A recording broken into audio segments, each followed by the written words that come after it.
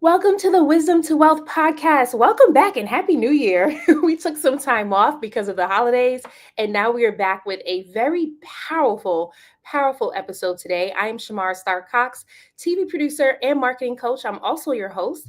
I help 6 and 7 figure business owners create binge worthy content in a way that attracts their followers to their page so that they can grow their influence and then convert their followers into customers. I am also the founder of the Convert Content to Cash Challenge. So if you want to learn how to create content that sells in 5 days or less, feel free to DM or comment the word challenge accepted, and I will personally send you an invite. Today, we have a powerful guest with us today. We have Mark Casto, who is an entrepreneur, founder of the Wise Builders business community, and the man you hire to leave your 9 to 5. Mark is an established author with two number one new releases on Amazon, a top 20 new release for all Christian books in 2023, and has been a Faith Point pick for Books a Million nationwide. He is a pastor turned business coach. After a fire burned down his church, God led him to start his business empire, and he'll be sharing that story with us today. Mark, thank you so much for joining us. Yeah, what an honor. Thank you for hosting me. Absolutely. So let's just jump right in and tell us your journey. How did you go from where you started to where you are right now? Oh, that's a really big question. But I would say grew up in a pastor's home, said that I would never be a pastor because I watched what my mom and dad went through, and then found myself right in the ministry at like 19 years old. So traveled all over the world. At 22, we were introduced on an international platform, started traveling the world at 22 years of age. By the age of 25, we bought 100 acres, built a $23 million gathering place, debt free, 5 months before the building was ever open. We took a little group of teenagers from 6 people, and then that thing grew into thousands of people coming from all over the world for conferences and gatherings. I think we had like 200 families move from 26 different states in like a 2 year period to help us launch that ministry. So it was just profound. But then in 2015, I felt like the Holy Spirit asked us to walk away from all of that and to kind of take some time off. And so we spent 4 years in nowhere, South Carolina, in the middle of peach fields. Our gourmet restaurants were Sonic in that place. There was like Sonic in a Waffle House. And so we literally were out in the middle of nowhere in a town called Batesburg, South Carolina. I spent 4 years there and didn't really know what we were going to do. And so walking away from a ministry like that, a lot of people thought we were walking away from a huge opportunity. We weren't even sure how provision was going to come. But after being there for a couple of months, I had a businessman call me and said, "Hey, Mark, I was praying for you, and the Lord just wanted me to ask you what you need." And I jokingly said to the man, "I need a salary." And that man said, "That's exactly why I'm calling." And so for 4 years, well, more than 4 years, that man paid my salary. And I was able to sit still for 4 years and write. And so that's what led to me writing. I've wrote 4 books total, two that were major book deals, two that were self-publishing, and just gave me the ability to write, to be a father, to be a husband, and just to enjoy those 4 years there in South Carolina. Then in 2019, giving you my whole life story here, but in 2019, we planted a church in Covington, Georgia. And then, of course, I always tell people we planted that church just in time for a pandemic. So we went from house meetings to meeting online. And so in this journey, my wife and I, it was just a difficult journey, plant the church, go through COVID, went through a crazy miscarriage in 2021. Lost our house, had a board member that left, took our salary, told us that we couldn't stay in a house that they said they were giving to us, and went through just devastating loss. And so we took our family of 6, because I've got 4 kids. I took our family of 6, moved into a 1,200-foot glorified hotel room called an apartment, and we lived there while we recovered our salary, and eventually bought a home with land, and God fully restored our salary within that year. It was an amazing journey. But then as soon as we get settled into that house, we had a fire that displaced us from our church completely. And I was like, okay, Lord, like what is going on? But here's the cool part. 7 days before the fire happened, I was out walking in my backyard and praying. And for those of you that know how God speaks, I'm in my backyard and the Lord says to me, I want to talk to you about business and media. And I begin to tell the Lord like he doesn't know. Um, I've got a new church plant. I've got to focus on this plant. I've got to focus on the leaders, the people, and get this thing fully established. And he kept talking to me. I want to talk to you about media and business. And finally, like after 45 minutes of just realizing he's not going to change the subject, I looked up to the heavens and literally just had my hands like this. And I said, Lord, if this is really you and what I'm doing is not it, then shut this thing down and give me a new blueprint. 7 days later was the church fire that displaced us from the building. Now, here's the good news about it. No one was injured. No one was hurt. It was an accident that happened, luckily, while nobody was really in the building. And so nobody was injured. Nobody was hurt. However, it did displace us completely from that building. And then the Lord said this to me right after the fire. He said, now, do you want to talk about media and business? And I said, absolutely. And this is what the Lord said to me. And maybe this is be helpful for somebody watching today. He said to me, he said, Mark, he said, I know that you're extremely thankful to be somebody that has lived your entire adult life off of the generosity of the people that you've ministered to. But he said, I no longer want you to live at the expense of other people's generosity when I've called you to be a creator of wealth. And so that's where we're at is after that fire, I really went through a process of reconnecting with an old friend that has taken a similar journey. And that's a cool story in itself, but really just went into the crucible of learning and digesting information. And once I got the blueprint, I was able to do $30,000 in our first 90 days. And in our first year, we were able to do over 6 figures in our business. And so it's been really amazing. And this was our first Christmas totally detached from ministry giving and being able to have Christmas and do all the things that was based off of the impact that we had made through our business. So it's a pretty amazing year. Wow. I mean, your story, your journey is definitely one of faith. What I have learned on my faith journey is there's a lot of pain, there's a lot of hurt, but then it's also rewarding because you also talked about how God redeemed you. Mm-hmm. So let's go back a little bit. Even before the fire, you were Sure. like, I do not want to be a pastor. I do not want to go down that route. But then you ended up going down that route, and God ended up blessing you so amazingly with a large ministry. How Mm-hmm. did that ministry prepare you for this season that you're in now? Oh man. Well, I think a lot of times, and I'm not saying this is a good thing, but I think a lot of times when you're running a very large ministry, you learn a lot of business skills, organizational skills. For you to lead something large, you have to have order in your life. You have to know how to spend your time. You have to learn how to live undistracted. You have to be focused on the assignment that's in front of you. You can't be, you can't really be focused on what everybody else is doing. You've really got to lock in to what you're doing. So I mean, in a lot of ways, ministry prepares you because at the end of the day, business and ministry are not really any different in the fact that you are serving people. And the people who are crushing it in business have learned, like they're actually in ministry. They just may not even know it because business is providing solutions for people's problems. Well, I see that all throughout the gospel. I see that all throughout the New Testament. It's God using people to become the solution for other people. And so, yeah, I mean, in many ways, stewarding relationships, equipping leaders, building teams, uh, training volunteers, all the things that we did in ministry have certainly prepared us for this day. But I will tell you this: I think that leading a large ministry, also showed me and getting a taste of the kind of, I hate to say it this way, but the celebrity Christian world made me realize not so much who I was, but who I was not. And I think that just as much as I learned great things, I also learned what I didn't want it to be like. Because with all of that ministerial success in my 20s, I developed a lot of anxiety, panic attacks. I visited a cardiologist for the first time when I was 25, thinking I was having heart issues, only to find out that 70% of people who visit a cardiologist is there for anxiety. I didn't know that. But that comes with the pressure of being young in ministry, not knowing who you are, but knowing what you can do.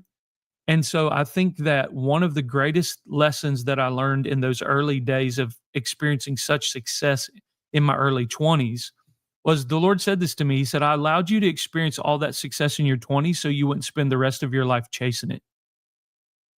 And so now I'm not, my focus is obedience to the Lord, not climbing the ladder of success.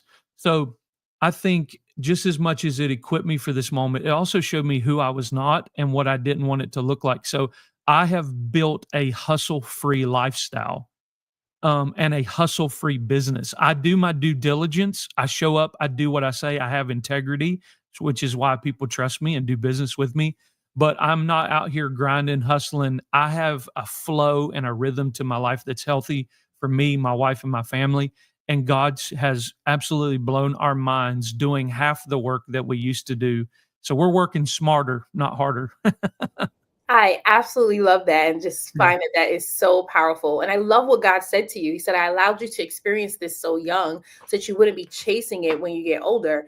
But then also look at how he shifted you. Like every time you listen to God, you were able to serve people, help people, reap the benefits of it. And then he shifted you into something else. And I thought that that was super powerful. So you said something along the lines like he shifted you into wealth or helping people to gain wealth or something like that. I would love for you to talk about that more and also touch on how God closed this door to ministry with the fire just to open the door to actually starting your business. Yeah, well, I would tell you, I think the ministry methods of the church in the West today, especially in the world where I was at with a very large ministry, you find out that you get really disconnected from the culture. You get really disconnected from people. So basically, you become the conductor of a show, but you lose that connection with people. And one of the things that I'm super thankful for is that the Lord did slam the door in my face with of ministry so that I could once again get back in touch with the reality of the gospel, which is not people coming, showing up just to watch me do my thing on the stage because I have a gift to communicate, but allow me to get back into people's lives to make a change, make a difference. And so, what some people call coaching, I just call discipleship. And you're just really involved in people's life and making an impact. But back to the original thought that you were asking me to go into was, the Lord kind of he spoke to me in a way of like, Mark, why would you live off of the generosity of the people that you serve when I've called you to be a creator of wealth? And so that passage is Deuteronomy 8:18. It is God. Let me back up and give you the whole verse. It says, remember that it is the Lord your God who gives you the power to create wealth that he might establish his covenant in the earth. And so we have to remember who our source is, but our source is him, but he has called us to be creators of wealth. One of the biggest things that I see happening in the church today or in the business world today, especially American culture, we've trained people how to be employees and not wealth builders. We've trained people how to trade hours for dollars, work 9 to 5, build other people's dreams, and never take a risk on one whisper from God to build something for ourselves. And I tell people all the time, you are one whisper from God away from generational wealth. You really are. And while you're sitting there trading hours for dollars, 40 hours a week, now think about this. People are always talking about the risk of entrepreneurship.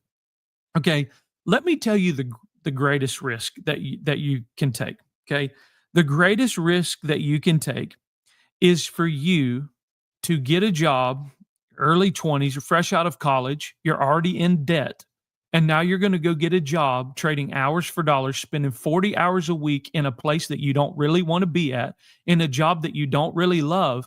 And then you're going to tell me that 30 years from now, you're with all the stress of working a job you didn't love in a place you didn't even want to be, that 30 years later, after all that stress, that you're going to be healthy enough and wealthy enough to actually then start making memories with your family, to actually travel the last 10 years of your life and hopefully be healthy enough to actually enjoy it?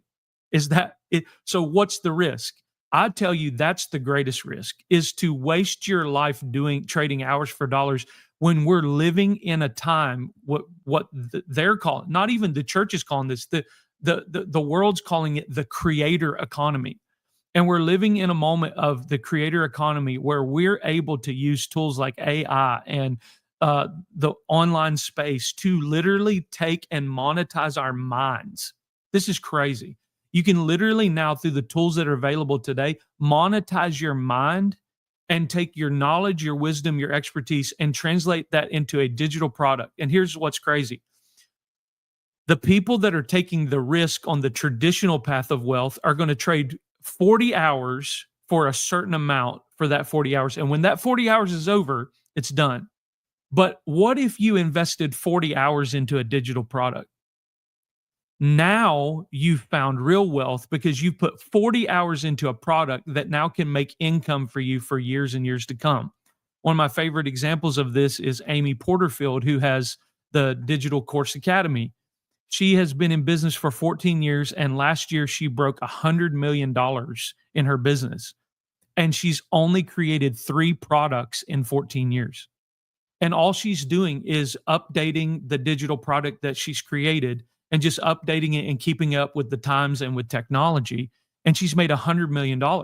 And the crazy part is she's not trading 40 hours of work a week into a job that she doesn't love. This is her passion. This is her dream. And so I think that the Lord is really showing us how to break free from this traditional, conventional path of wisdom that says you got to trade hours for dollars. And he's showing us through knowledge and technology that we can break out of that cycle, monetize our own minds, and find financial freedom. And so he's teaching us how to be wealth creators. Oh, I just love that. And I have like another path I want us to go down, but I'm gonna put a pin in that first. Okay. I just have to address, you said this, which was so powerful. I'm gonna put it on the screen. You are one whisper away from generational wealth. That's right. I mean, that to me is just so powerful. It makes me think about my life because I was that person who was trading hours for dollars and I didn't care. I was okay with it. I loved being a TV producer. I loved working in television, but I hated being underpaid. I hated being overlooked and I hated being undervalued. All of those things really frustrated me. And I felt like I was settling in my career all because I didn't know there was another option. See, when I was growing up, I was being told that all you have to do is go to college, get good grades, go to college. When you graduate from college, you'll be able to get this great job and live the American dream. I have soon come to realize the American dream is a lot of debt, by the way, Yeah. because that's what America is in and that's what a lot of their people are in. Mm-hmm. But I wasn't living the American dream. I did all the things that the world said to do, society said to do. I graduated with honors. I every year was in some honor society. And when I graduated, I could not find a job Oh, for yeah. 11 months. And when I finally did find a job, it was working as an intern with high school students, making the same amount of money as high school students after graduating with a college degree. And that was frustrating to me. Then I decided, oh, let me get a master's because they always say the higher the education, the better it is for you to get a job. So I did that. I got a master's as well and couldn't find a job for 2 years. And I was like, what is going on here? And what God was showing me is that there's a flaw in this system. And it really is just a lie. It is a lie to get you to go into debt. It is a lie to keep you bound in a system where you're working for others. And I'm not saying there's anything wrong with working for Sure. others, but you don't get to live your life. You don't get to do the things that God calls you to do. And then because now that you graduate with the debt and they start coming for you, I have to work this job that I don't like so that I can pay off the debt. Right. And then because now you want to move out, you want to get your own house, you want to get your own car. All you're doing is accumulating more debt. And what happens is instead of you creating wealth, you now become a slave to the system. And so I Yeah. just really like that you talked about using your wisdom, using your knowledge, using the tools that are out there so that you can create this wealth, not just for you, but also for the generation that is birthed outside of you. That's Like right. everything that God does in us is not just for us, it's for the nation, it's for the generations that are coming out of us. So I love Yep. that you talked about that. I would Yeah. love for you to touch on this, right? Because there are still some Christians who believe that God doesn't want us to be wealthy. He doesn't want us to be rich, right? And so, and I know I was one of those Christians where I had a poverty mindset. So when it came to starting business, there was a lot of fear there. Would God be mad at me? Does he want me to make money? Should I even be accepting this money? I would love for you to talk about this, especially because God led you down this path of generational wealth.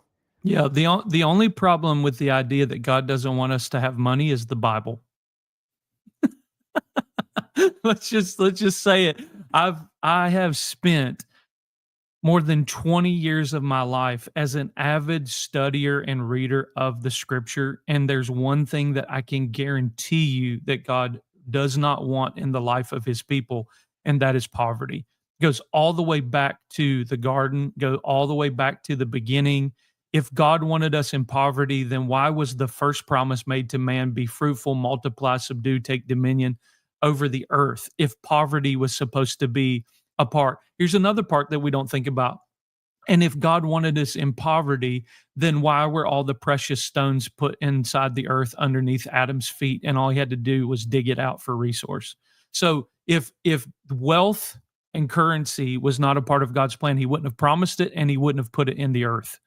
And so, and then there would be no value system. And then he comes along, even in the days of Moses under the old covenant, and gives us promises about God so believes in blessing his people, which includes financial prosperity. If that were not the case, then tell me why he did this. Tell me why, when Pharaoh finally let the children of Israel go out of Egypt, why did he cause the Egyptians to give them gold and silver and literally overload them with resources as they were taking their journey into the wilderness, if God didn't believe in prosperity? And then you get into Deuteronomy 8:18 that I shared earlier, but not just Deuteronomy 8:18. He told his people, he said, you know what? I'm such a good father that I'm going to bless anything that you put your hand to. And when you look at that word blessed, it's a blessing that multiplies. It's basically anything. Like back then, it would have been their gardens flourishing, their vineyards overrunning, their vats of oil overflowing. So it's increase on their current forms of currency.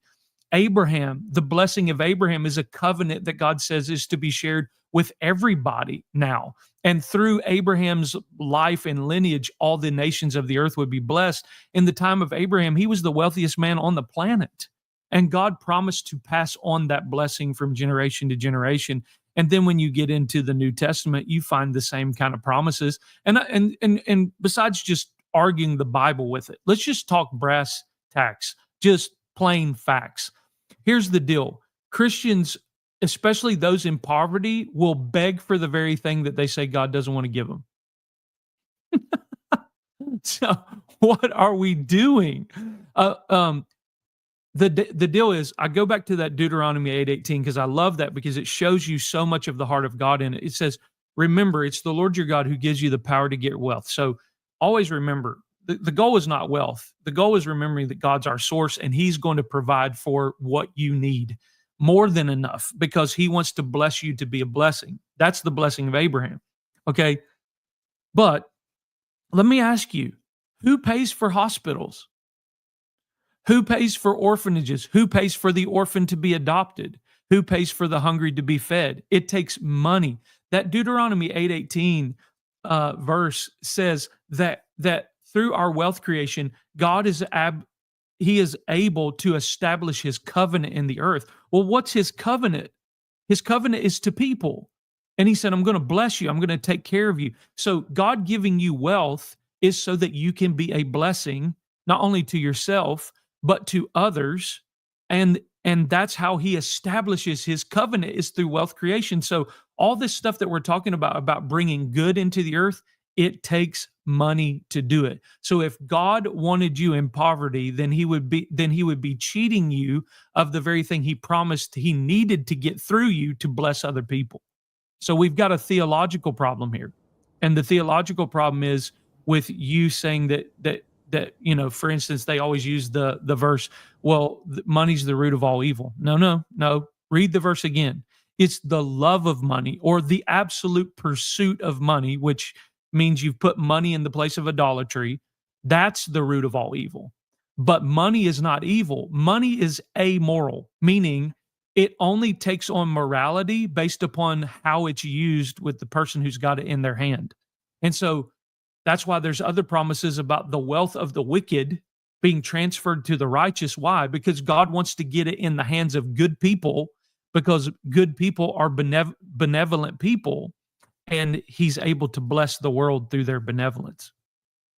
Oh, so powerful. Oh, I just love that you spoke truth, because that's really what's missing, right? Like when people misquote the scriptures, and also when people say that God don't want you to be rich, it's because they just don't know.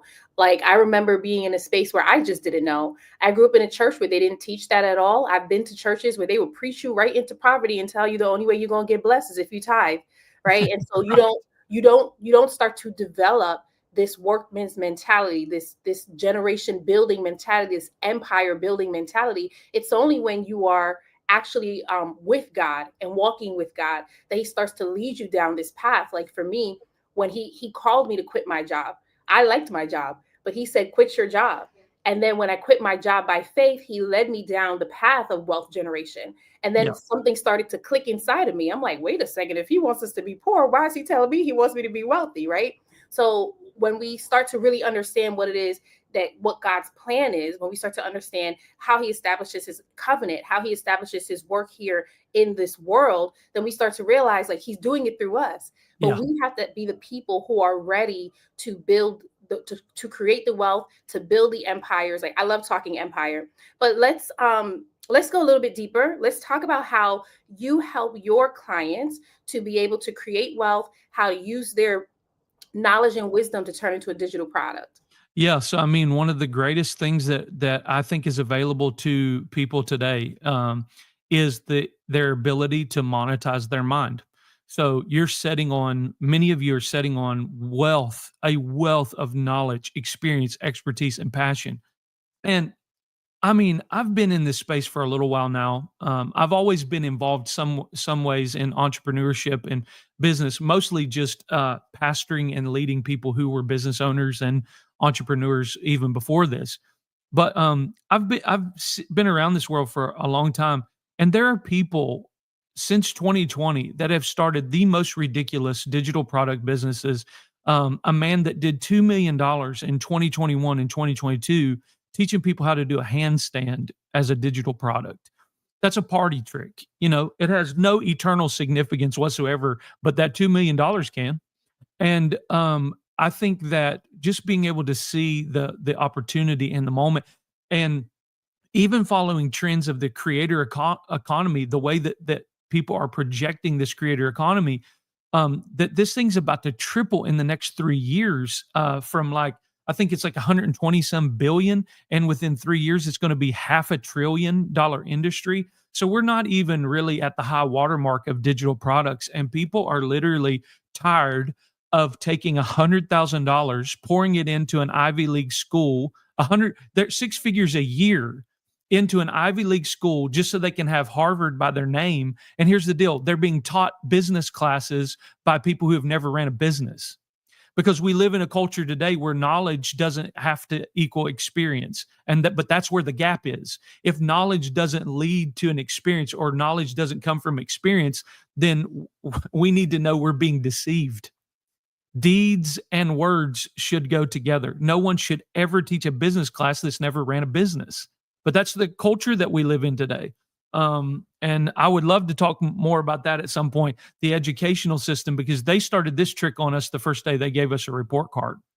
And so, anyways, without talking about being enslaved to the system, because it's definitely still happening today, um, digital products are amazing because you can take knowledge and skills and passion that you have, take that knowledge, turn it into an ebook, turn it into a course, give people step-by-step instruction, and people would much rather pay someone who's actually done the stuff. They'd rather pay you $10,000, $5,000, whatever, $47 product. There's a lot of people out there right now that have a $47 digital course that could teach you more than a college education could. That's the world we're living in. And so there's a lot of people that are hungry to break out of this deception of the current educational system. They're tired of being deceived that if they get good grades, they'll grow up and get a good job, and that'll solve all their problems. And the deal is they just get trapped in ever increasing interest of debt. And so we've got this amazing opportunity now through courses, through communities, through PDFs, through tools like Canva, Kajabi, all these different places where we can literally monetize our mind for like a couple $100 a month. And that couple $100 a month can turn into $5,000, $10,000 months. I know people doing $50,000 and $60,000 a month, $100,000 a month, all because they made a $7 PDF. And because they're making content on social media. And so there's just an amazing opportunity out there where people are literally working 4 hours a day, making 6 and 7 figures a year. And so what I'm doing is I'm spending every day just pouring fuel onto this fire of what I'm calling the entrepreneurial revolution. And I'm showing people you have something. You don't believe it yet, but you have knowledge and you have wisdom and you have an expertise that I can show you how to package into a digital product that can cause you to create a lifetime stream of income. And so that's what I'm dedicating my life to every single day, is showing people, making them aware of the opportunity, helping them overcome the obstacles of limiting beliefs they have about themselves and their mind. And I'm showing them how to take a step-by-step approach to creating digital products and content that converts people to their digital product. I'm doing that every day. Oh, I love that. And for those who are listening and they're just so fascinated with what you have shared, how can they work with you? Okay. Well, one of the biggest things is connect with me on Instagram. I mean, that's a big thing. I get all of my messages on Instagram. I check every day people that are messaging with me and say, Mark, hey, I'd love to set up and book a call. But if you look here at the link that she just put up, you can click that link. I would say too, there's another one. It's this. It would just be markcasto.co/community. I'm sorry, because we just changed that. There you go. That right there has the master class and everything on it. And if you go to that link, what it's going to do is give you an option to book a call with me. There's a short application part to it. Book a time and set up a call. I'd love to jump on and see if what we're doing and what you're feeling in your heart would be a good fit. And we love helping change people's lives through teaching them how to monetize through these digital products. Awesome. Thank you so much for sharing that. So I did drop both the links in the chat if anybody wants to get access to it. You'll also get access to it after the podcast ends, because it'll also be inside the description. Whether you're watching on LinkedIn, Instagram, or YouTube, you'll be able to get access to the free masterclass as well as joining Mark's community. And so before we end, let me just ask you this final question, which is, what is one decision or shift that you made in your business that really skyrocketed you to the next level? Not depending on AI and technology to replace relationship. When I let me tell you how that happened real quick. When I got into this world, before I ever got into this world, I had maybe like 3,800 followers on Instagram at the time this happened. Now I think we're coming close to 200,000 on Instagram. But we had 3,800 followers at the time, and I had just announced that I was starting my business. And there were always people trying to like sell me their thing, always like join my coaching program, join this, join that. And it was constant conversation with me and AI bots, AI chat. You knew it wasn't personal. You knew there wasn't a person on the other side. I had one man one day that sent me a message, and I was already kind of like, this is another bot, whatever. And then the next thing I know, I didn't respond. Next thing I get is an actual video of the guy. And this guy had 500,000 followers. So it's not like he had a small audience. He literally did a personalized video saying my name, telling me that he loved the content that I was putting out and would love to help me take my business to the next level. Um, and then I met another guy named George Bryant, great friend of mine. We've developed a great friendship the past few months. And he gave me this phrase, and it's a phrase that he uses as the tagline of his business, and I love it. He said, Mark, always value relationships over algorithms. Always. And so I would tell you the one thing that has caused my business to explode is when I stopped entrusting people to be just another person that enters into the machine of AI and started really getting personal with them and making it more personal. Relationships always win. I love that. And it's so powerful because you get a lot of people who are sharing things like, you want to get the mini chat, you want to get this. And yes, you definitely want to get it. It does help Sure. with the heavy lifting. But I love that you talked about not relying on it, because it starts to become daunting Hmm. when you're just talking to these bots. Like for me, I don't want to comment on someone's post because I already know the next thing is a DM from their mini Right. chat or Right. whatever that's going to send me a freebie or something, right? So really not losing those connections, and that really has helped you. And I can see how it's played through in your life, being a pastor, leading a large ministry, because you needed to make those connections anyway. And so That's right. really being able to transfer it over into business, it just makes so much sense, especially because they have so much similarities. So Yeah. Mark, I want to say thank you so much for joining us on the show Thank you. today. Thanks for sharing your story. I love how you prayed to God. You said, Lord, what do you want me to do? A fire burns down your church, and here you are now helping so many people to create wealth. Like, that is so God.